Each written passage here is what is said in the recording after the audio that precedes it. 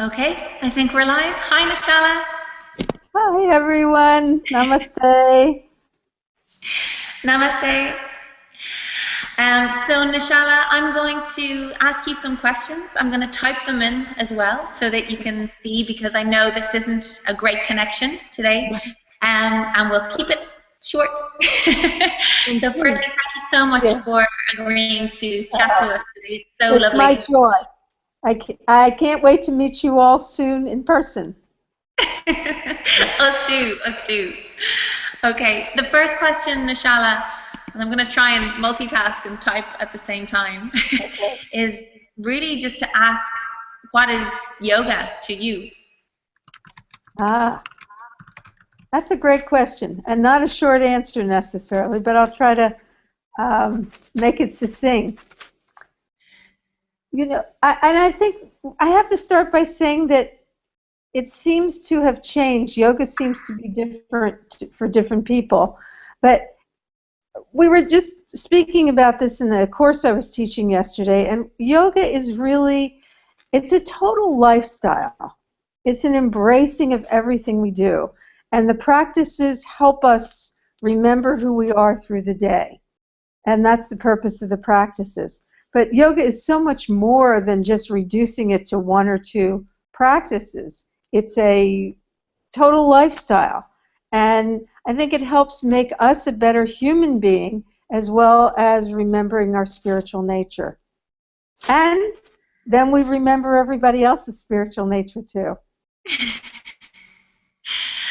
Great. And when you, so I've been reading your book, which is fantastic, and one of the things that really resonated with me was your story about teaching in the senior center and how you had that challenge of being restricted and teaching the physical aspect of yoga, I guess. Yes. I'd love to hear a little bit about how you managed, or what your thought process was in your approach. Well, it's a very interesting thing because it seems to be something that people are trying to take the spirituality or the mystical aspect out of yoga, which you can't really do. It is a mystical practice, and it's always been a practice that's been transmitted from student, from disciple to, sorry, teacher to disciple, and then onward like that. And so when we try to teach it without the spirituality, something's missing. And in the case that you're talking about, where I wasn't permitted to do anything blatantly spiritual or religious, I felt that there had to be some kind of spirit in the room. And I think this is where it comes in that the teacher themselves, the yoga teacher, through their own practice, brings the spirit into the room, whether it's obviously said or not. And I think a lot of times the students really depend on the energy of the teacher to be spiritual, even though don't know that that's actually what they want. So it has to be present in the room, even if it's not spoken about directly. Does that make sense? That makes perfect sense. Yeah. Yeah. It's definitely something that is one of my challenges as a teacher, is knowing how, and how much is enough, and how much Mm-hmm. can be just implied rather than expressly said Exactly. outright.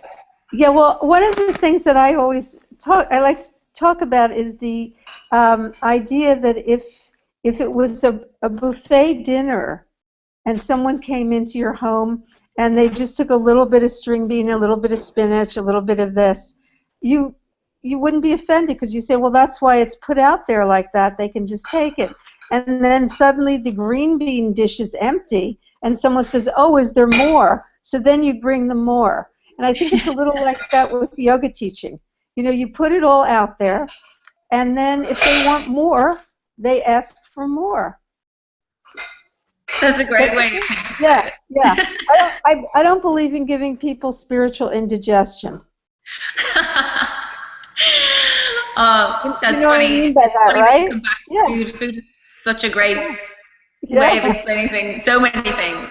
yeah.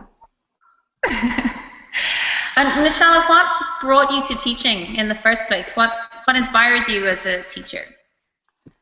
I think it's because of what I got and the benefit that I got from the practices. And it's like anything else. Getting back to the food thing, as soon as you taste some really good ice cream, you say to your friend, "Oh, here, do you want a taste of it?" And I think it's the same thing with teaching. That when you love something, you just want to share it with everybody else. Well, we're really excited for you to come and share this. Oh, and I'm so August this excited year. to see Ireland. Yes, and all of you. Everybody so far is so sweet. So we're looking forward to coming. Fantastic. I don't know if there's anything we can do for you before you come. We'd love to, but really and truly, Nischala, it's such a pleasure to talk to you, and thank you so much for agreeing to do this. This is my first interview as well online. It's exciting, just the technology of it, right? Yeah. Yeah. Well, thank you so much, and I look forward to seeing everybody soon. Brilliant. Thanks, Thank Nischala. you. Safe travels. Namaste. Namaste. Namaste.